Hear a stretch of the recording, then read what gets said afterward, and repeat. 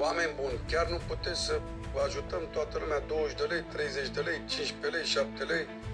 Cum vreți voi. Dacă voi credeți și simțiți că nu trebuie să o ajutați, nu ajutați. Da? Ce să vă zic eu mai mult de atât?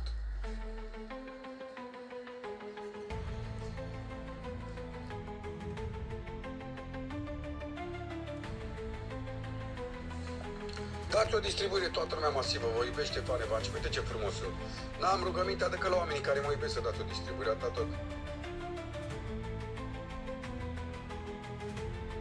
Ei donează la șmecheri. Nu, frate, să știi că oamenii sunt foarte buni, numai că oamenii trebuie să dăm, să mergem mai departe. Nu vezi că sunt oameni, sunt mii de oameni pe perete care nu vor să apese direct, să ne dea, vezi, Doamne, valoare. Ce valoare să ne dea?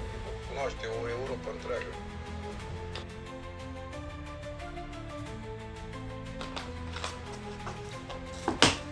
Și în afară de asta care donați la Gabriela, vă dau un follow, veniți aici la mine să confirme și Gabriela că ați ajutat-o și vă dau un follow și eu.